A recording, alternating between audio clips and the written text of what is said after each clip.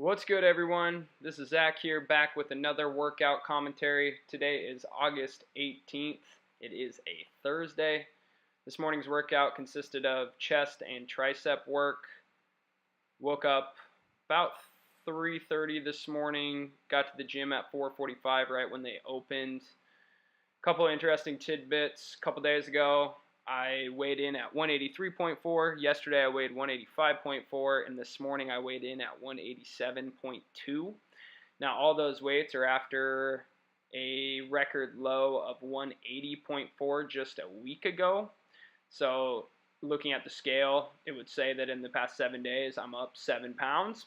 But I feel really, really good. I feel tighter, fuller. I'm getting better pumps in the gym. So, this extra food that I've been consuming the past few days has been really, really good, and I expect that trend to continue as some of my cardio decreases. Basketball is going to most likely decrease or be eliminated after the guys go back to their old gym, which is reopening on September 5th. So I will be reducing my basketball. Still going to keep up some cardio, but I am looking to put on some weight this fall and into the winter. So with that being said, on to the workout. I started with flat dumbbell bench, worked my way up to 80s for a couple hard sets of 8, and then back down to 75 for a couple hard sets of like 8 to 10. I really haven't been working on my strength, so it's important for me to start doing that. I won't be dropping into that 3 to 5 rep range where people typically, that's what most people consider to be the strength training zone, but getting comfortable with 6, 8, and hard 10 rep sets again on some of these compound pressing movements is going to be important. Ultimately, my goal is to press hundreds for sets of 6 to 8 here in the next year or so. I should be able to get there before that, but that is the goal. So after flat dumbbell bench, I moved on to an incline dumbbell bench here. This is just a slight incline. I feel like this is just more comfortable on my shoulders overall. I did spend some time today rolling out the front of my shoulders, not just my pecs, but also my front delt as well. And that really helped decrease some of the front shoulder pain I do experience when getting to the bottom of any sort of pressing movement, or for example, here on the flies, you can see I'm a little asymmetrical left to right, so my right shoulder tends to go back further than my left. So I will continue to lacrosse ball my pecs and my anterior delts to help free up my shoulder. Right here, this is a high cable pec fly. I keep both of my feet close together, and they're actually in alignment with each other instead of one foot in front of the other. After the high cables, I went to a medium cable pec fly. Now this, I actually have one foot in front of the other.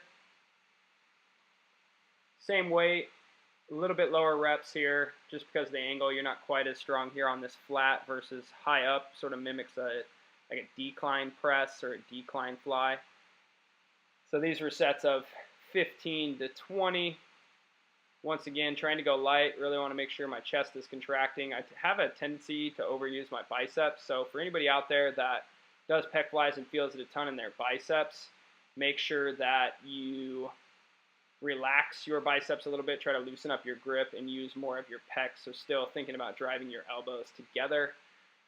After all the cable fly variations, I went over to the pec deck, and today I decided to do a one-arm pec deck. You can actually cross the midline of your body here, so if you imagine your body split left to right, your hand and your elbow are going to have to cross the midline to fully contract your pec. So I chose to do these today just to give them a shot. I've seen a couple videos recently of guys doing this, and this is one area I lack in, is overall chest thickness, especially the inside of my chest. So, going to see me shift the camera. Forgot to edit that out. Sorry about that, guys.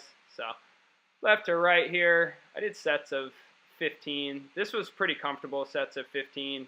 Like I said, it was relatively new to me, so I didn't want to go super heavy. Wanted to make sure I was going through a full range of motion. But you can see you're reaching all the way across your body. Big stretch for the pec right there, and then a nice contraction on the way back over. Also, if you do turn your head in the direction your arm is moving, that should help increase the contraction. And for those of you who feel like your pecs, you have a hard time feeling them work, just put your hand on your pec as you're doing a movement like this. Use your free hand, touch your pec, see if it's actually contracting.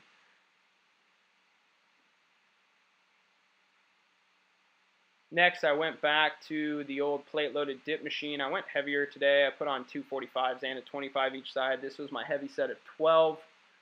Trying to keep my torso as vertical as possible. You can see there's a slight forward lean right there. It's to help maximize chest stretch. My elbows are coming no higher than my shoulders. I don't want to go up too high. You don't want to strain your shoulders, so make sure you control the movement. After that, I back down to a few sets with just 2 plates on each side for sets of 15 to 20.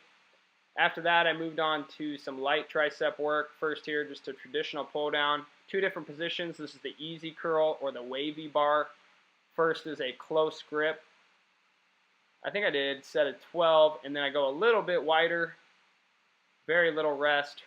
Right back into the movement. Elbows locked into place. You can see Olivia back there in the background. She's working on the one-arm row, which you guys have seen in a couple of my videos.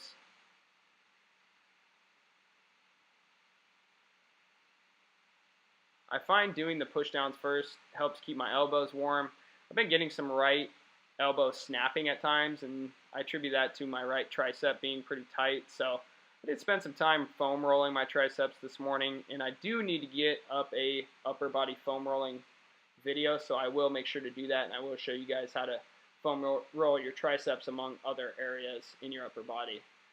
After the push downs, I actually did an overhead French press, so just overhead tricep extension, which I didn't get on video. After those overhead extensions, I did a flat skull crusher. Did a few sets of 8 to 10 with 25s on each side. You can see I let my elbows roll back. That helps take strain off your elbows. So if you do ever get elbow strain from skull crushers, try to roll back. And then I'm really trying to drive and extend my elbows on the way up. And you can see that my arm ends up being perpendicular to the floor at the top.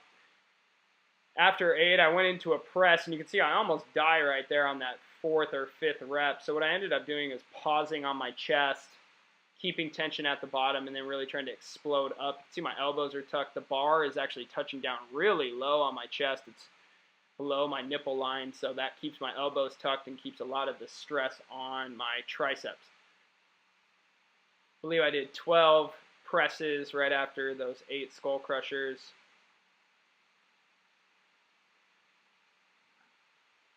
And then to finish up, I went ahead and, as I always do towards the end, a one-arm tricep extension, working on full elbow extension at the bottom, making sure my elbow stays locked into my side. Shoulders are staying down, don't want to elevate them. What you're going to see at the end of this set, and it's actually a good example of another muscle working when your primary muscle gets tired, you can see my pec starts to activate more and more as my tricep gets tired. So at first I was getting full elbow extension, and now right at the end you can see I can hardly get there. My pec contracts harder. So just making sure you're aware of that, understanding that there are going to be substitutions. Other muscles are going to try to work at times, even though you're trying to isolate one area. So this video is nice and short today, guys. I want to keep it simple for the time being. If you enjoy the content, please subscribe. Make sure to comment and like the videos. Until next time, guys, I am out.